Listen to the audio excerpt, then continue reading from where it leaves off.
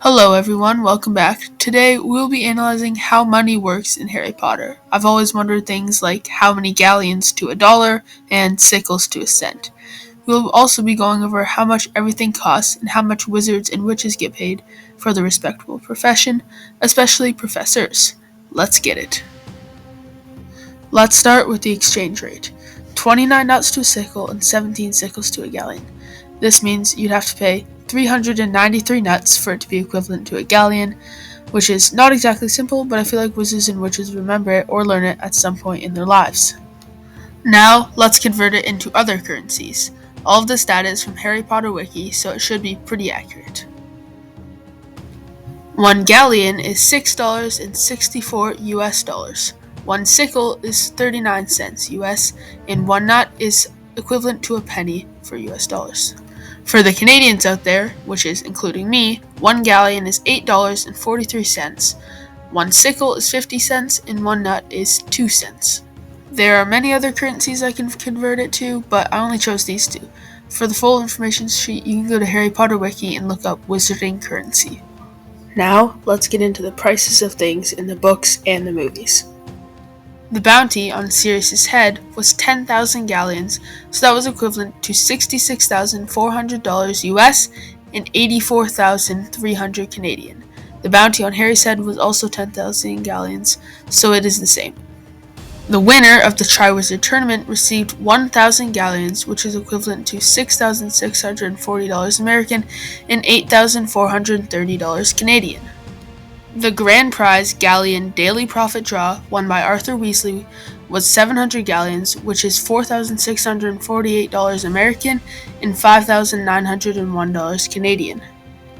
In the book, Goblin-made armor costs 500 galleons, which is $3,320 American and $4,215 Canadian.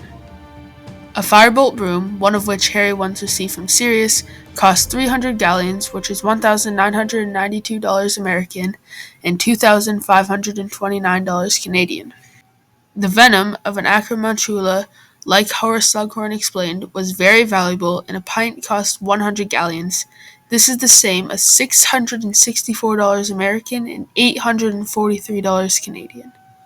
Mr. Weasley was fined 50 galleons for his flying car, which is $332 American and $421.50 Canadian. Fred and George bet Ludo Bagman 37.89 galleons on Quidditch, which is $251.58 American and $319.41 Canadian. It is also noted from Arthur that this was their life savings, so we can truly see how poor the Weasley family is. A unicorn horn costs 21 galleons, which is $139.44 US and $177.03 Canadian. Meanwhile, one unicorn hair is 10 galleons per hair. This is $66.40 US and $84.30 in Canadian dollars.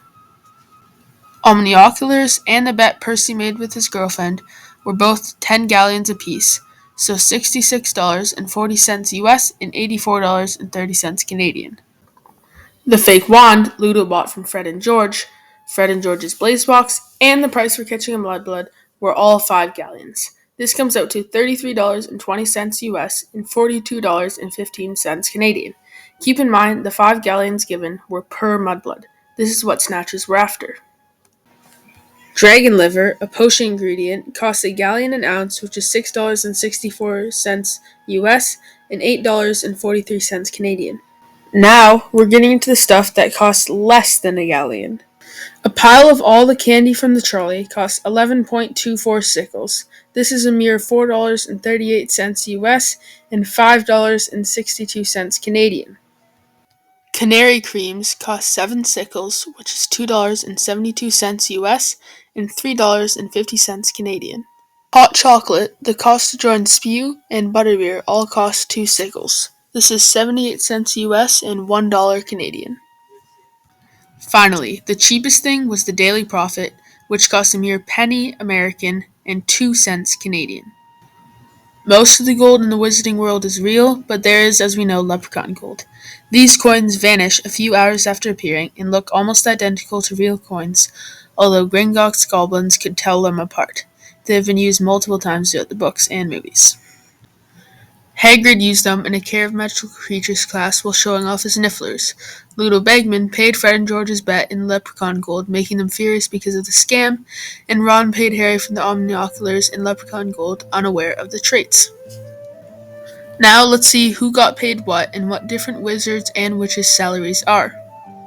First, we know Neville was professor at Hogwarts and made 1,860 galleons a year.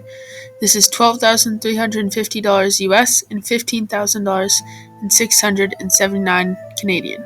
For a professor's salary a year, that isn't a lot, but I'm sure he loved his job, and back then, that would have been a lot of money. Ron and Harry were both Aurors, and the Auror salary is roughly 2,000 galleons a year. Luna Lovegood also made 2,000 galleons a year as a megazoologist.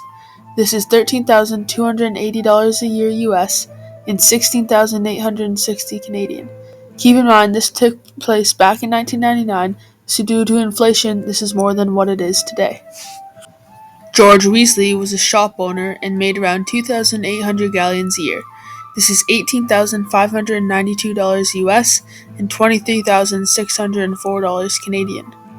The fourth richest we know about is Minerva McGonagall, making 3,000 galleons a year as Hogwarts headmaster.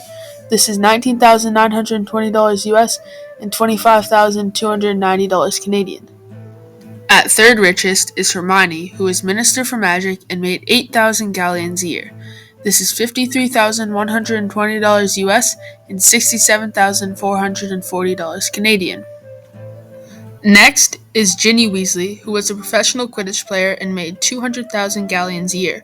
This is 1.3 million US and 1.6 million Canadian. For the richest character we know, it is Draco Malfoy, who is independently wealthy, having around 321,200,000 galleons. He came from an incredibly rich family, and he probably had around $2 to $3 billion Canadian and US. Of course, we don't know for sure about any of the salaries. I mustered up all the research I could find, and this is what most people seem to think these characters made. Of course, like I said before, this was back in 1999, and due to inflation, the prices on everything has changed. Look up an inflation calculator if you want, and enjoy seeing the prices of everything that would be in the wizarding world today. That's all for me, and I hope you enjoyed this video. What would you do with your money if you could? What career would you choose? Let me know in the comments below, and have a great day. Peace.